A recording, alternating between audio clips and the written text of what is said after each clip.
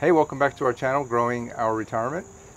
Today we want to talk a little more about a topic we've talked about in the past, but it's about plants as an investment or a retirement investment. So if you're planning to retire or are retired, or if you're just looking for a side hustle, stick with us as we talk to you today about plants becoming an investment.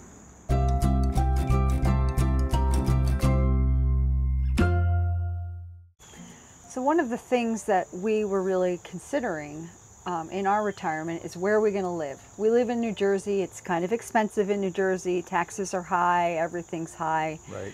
And a lot of our friends are kind of like outplanters. Like they came from other areas, so they're all thinking about moving in other places. And we're like, oh, great. We're not going to have any friends when we're old. Because we're from here. Right. Where are our kids going to be? Well, our kids are here, and I think they're going to stay in the area. So now we're thinking, well, how do we stay in New Jersey affordably in our old age, producing some income?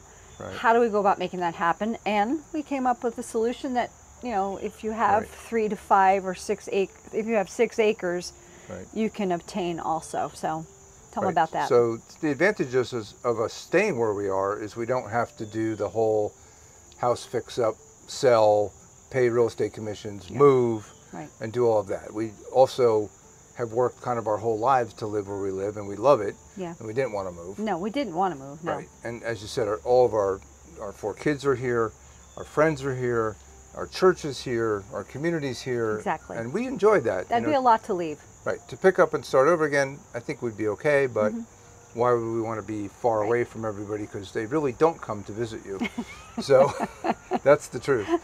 So we started to think about our options, and you know, one of the things is that we did have a larger piece of property, which we could in New Jersey convert to being farm assessed, which would save us a lot on the already very high New Jersey real estate taxes. Almost half gets cut off. Yeah, a good percentage. With a farm assessment. Right, so that kind of brings it down to what it would be anywhere else we would go. Right, that was a big one. Yep, we don't really need the schools here anymore, but we're still contributing to the community, but we can be a farm, not a residential zone. Right, talk about the assessment for a second. What do you have to do to be farm assessed? Okay, so this is just New Jersey. It's other states could be similar, but in New Jersey, a farm has to be 5 acres or more. So then you also need to have your house plus 1 acre plus 5 that you can use for farming, which could be agriculture. In our case, we do woodlot management. Yeah. So we also have a bit of a business with firewood, selling firewood, and we also heat our home quite a bit with firewood. So you have to sell $600 worth of something. It's a formula. For us, I think it's closer to 800. Okay. But, so we can actually accomplish most of that just with the firewood. With the firewood, right. So we're not making like a huge profit on the firewood, but it helps us meet our farm assessment, which helps us with our tax reduction. Right. And I like to say that our first 10 cords of firewood are worth about $10,000 because that's the savings in taxes, the savings that we save in heating oil, and then the amount that we collect for selling some wood. Right. It all adds up to about $10,000. And so that's pretty good for 10 cords of wood. And I think I can cut 10 cords of wood a year for pretty much forever. Okay, so that's the farm assessment. Yep, so that was a big plus for us. You know, and then we always wanted to grow something on the property. We have a great spot. We love to grow things. It's been a passion. We really haven't had the time. You know, we tried it a little bit before, but it really requires a big effort. Working really gets in the way of things sometimes. It does. And we have jobs that are demanding at this point, and we're still not retired. Right. So, you know, we've managed to fit all of this in on weekends and evenings. And you can too. And you can. And so we have a specific article about really starting your retirement business, whatever it might be. In our case, it's a nursery. Starting it before you retire. Absolutely. So you get all the learning out of the way, you make some of the investment. If you have some losses, you have some income to write it off against. And I'm not giving you tax advice, but that's kind of how it worked out for us. So your startup costs get absorbed by you have income. And so by the time you're ready to retire, you've already got some type of a predictable income coming in. Exactly. And we're doing the hard labor when we're a little younger also. I mean, we're getting ourselves established. There's a lot of lugging. Yep. So it's nice to start that, you know, before you're too old to do that. Right. We'll eventually get to more of a maintenance mode than we're in now. Now we're more in a building mode, and we've already been at it for several years. So, you know, it takes a little while to get it under control. And it's a slow burn, and we knew it would be. Right. And we didn't care. And we also know that by a certain point, we might want to scale it back and slow the work down, so Yes. that we would just stop replanting and just pay out and play out, Yes. sell all Just we sell have all left. that we have, right. Right. So, So you really can't lose. no, exactly. So, okay, so we found ourselves in the nursery business. So there's a few ways to make money in the nursery business. We are mostly a finish grower, so we get rooted cuttings or bare root plants. We plant them in pots. We've gone into this in other videos. It's a matter then of maintaining them, waiting 2 or 3 years, growing them out, and reselling them. Yes. We've had really no trouble ever reselling everything we've grown. Simple Facebook Marketplace ads pretty much takes care of that. And then people are starting to know that we have plants, so we get some calls. Other things that you could do, though, that's not the only way. So a lot of people make a business just in growing rooted cuttings. So they take cuttings, root them. Now you've got a plant. It becomes immediately much more valuable because it's a growing plant. And the cuttings were free? And if they're taking cuttings from some existing mother plants, yes, that would be for free. Number 2 would be sort of a, somebody that is a finished grower, but really just takes plants one more step. So they may buy a lot of plants at the end of the season from big box stores or garden centers when they're having their 50% off sales. And they'll up pot them one size. In our case, we do some of that. We take cuttings. But then, you just grow that plant out for one more year in a larger pot and then sell it for about 4 times what you paid for it at the 50% off. So the plant kind of doubles in value, and you only paid 25% of that value, which is a great way. Lots of people that also grow flowers. People grow ground covers like Pachysandra, right? Yeah. We have enough Pachysandra, we could probably make Absolutely. 100 flats a year just from stuff around the property. Stone crop, Pachysandra, there's lots of ground covers. Vinca. Yep. And people grow vegetables on their property. They grow a wide variety of annuals, perennials. So what we do doesn't have to be what you do. You can choose what you like to do. Yeah. We do find the woodier plants are a little more substantial, and when they get to be of a good size, they become kind of more valuable than a lot of things. It's true. They're also not as perishable. Yeah, they're perennials. Yeah, they just keep going. The evergreens stay green year round. I mean, they are They're more the structural pieces of your garden or your property. They are, yeah. And in particular, we like to grow border plants. So border plants are things like the blue spruces, the Norway spruces, and the arborvitaes. Yes. Things that people come down our driveway and buy 10, 20, and 30 of. They're fantastic. So, and we, just have some other plants out sometimes around them, and they'll sell because they want some more plants. Right. But, you don't really sell somebody 10 dogwood trees at a time. No. They buy 1 or 2. A little more ornamental. Yeah, a little more ornamental. So, exactly. So that's been our structure. What you do might be completely different, and it may vary based on your area, your market. Yeah, you might specialize in a couple things. Oh yeah, I mean, there's people that do Japanese red maples, right? Exactly. Our nursery inspector told us that she worked with a guy here also in New Jersey, and for years he grew fig trees. Oh, interesting. Yeah, which is a total specialty. Yeah. And then he eventually moved to Texas and still grows fig trees. So back to talking about plants as an investment. So from our perspective, we're thinking in terms of retirement. Yeah. Maybe you're looking to start a side hustle, make some extra money on the side, or go into becoming a full-time nursery operator. If you have the space and that's something that you want to do, we would recommend you sort of start a little bit slow, 2 or 3 years lead time till you really need to have an income. I know as a pre-retiree, I'm concerned about things like, have I saved enough? Yeah. Is my Social Security going to be enough? Right.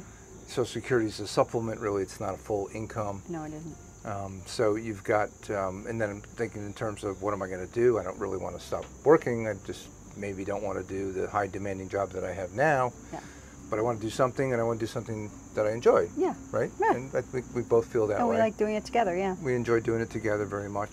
So, and you consider a lot of different retirement schemes, sell the big house, maybe buy a smaller house with no mortgage at all, or, pay off your mortgage. So our plan, it may not be for you, but it's like get the nursery started, get a predictable amount of income coming in, see if we want to make it bigger. Maybe we don't. Right. Maybe we want to travel more. That's a good point. Yeah. You know, maybe we've got enough income and we just work at it very part-time. So we're experimenting first, and I think that that's the message, is really give it a try, see if it's for you. Yeah. There's Because we want it to supplement our income in retirement. Exactly, but we don't want it to take up all of our time either. So, you know, we're going to do our firewood, we're going to be doing the nursery, we have a couple little other things that we do. And that's going to keep us kind of busy, and we want to make sure, though, that we've got this supplementary income, which is nice. And, you know, it's a great income. It's a great way to take a fairly small amount of money, invest maybe a little bit for a couple of years, and then it becomes self-sustaining. Yeah. You know, you're rooting all your own cuttings. Yeah. You're selling plants, and maybe you're buying in some rooted plants, liners, and then you've got something that's sustainable, and it becomes pretty simple and pretty predictable, right? Yeah. When it becomes a big, huge, full-time commercial operation, that's a whole nother story. Yeah, and we're not looking for that. No. Personally. No, something smaller than that. Yeah. You know, we might have done that at another time, but and then what about somebody who just wants to grow things and make a small income, a couple $1,000s a year? Right. You really don't have to grow a lot of plants to do it, but we will show you ways to make it a little bit easier for you and to do it economically in some of our other videos, and especially on our website. There's a lot of information on our website. So yes, plants are a great investment. They grow quickly. They become, you know, they go from being $1 to many dollars. Yeah. You know, in a short amount of time, no matter what you're growing. If it's dividing hostas, you know, you get a few huge beds of hostas, you've got this perpetual income stream, right? Yep. You know, if you had 50 hostas and you could make 100 each year out of those 50, you know, you can go on and on forever making a nice little sideline income that might supplement, you know, your income. And if you feel a little bit short for retirement, which I think a lot of people have the concern, I'm not going to have enough. Right. It's a great way to do something that you love and make some extra income. Exactly. Yeah. So plants as an investment, or really an asset, is an interesting kind of concept, right? Yes. So at the point of being pre-retirement, you're thinking in terms of, so what do I have to retire on? I have my house, maybe it's paid for, you paid your mortgage off, you have a certain amount of savings, you've invested hopefully in, or probably in some funds and stocks. 401 at the very least. Right, your 401k plan or your work savings plan. You've worked all these years and now you are fully eligible to draw Social Security. That, if it were an asset that would produce a check each month, would be a tremendous asset. It would take a large amount of money to produce a check each month for someone. Some people have pensions, which is fantastic. If you have a nice big pension, hopefully you're in great shape. And we can think of plants as an asset. So we've got X amount of plants, and we know that we're going to sell them for a certain amount of money, and we're hopefully 95% of them will live. And you can kind of project based on how many plants you plant each year. They'll be ready in 1, 2, or 3 years. What your potential income stream could be, and then the value, though, of those plants, which is ever increasing because they're always growing. Yes. And you can produce something that has a significant value. Yeah. Or a smaller one. Absolutely. But you know, maybe we're going to be sort of medium sized here with this, and you know, you could put a number on what all those plants are worth. So it's another bucket, if you will, for your savings towards retirement. It's true. To accumulate a fair amount of sellable plants before you retire, or even a couple years into retirement. Right. And then just kind of know that you have this potential coming. Exactly. So it's really a very nice, comforting feeling to think about that.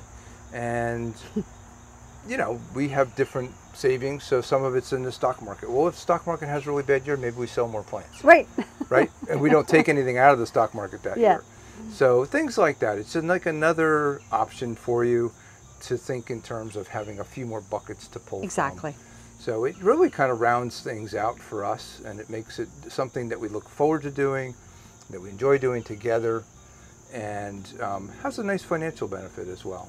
So we have a couple articles on the website, and we'll probably do videos about them as well. But, you know, making $30,000 a year from a plant nursery, can you do that? Making $5,000 a year, can you do that? you know, we've done all these things now, so we can kind of tell you how to do it, and that's what our purpose is, and we hope to help people. Yeah. And I hope you enjoyed the video today. If you liked it, please subscribe. We've got more coming. We try to do a video a week. And that's it. We'll see you next time, right? Thanks, everybody. Thank you.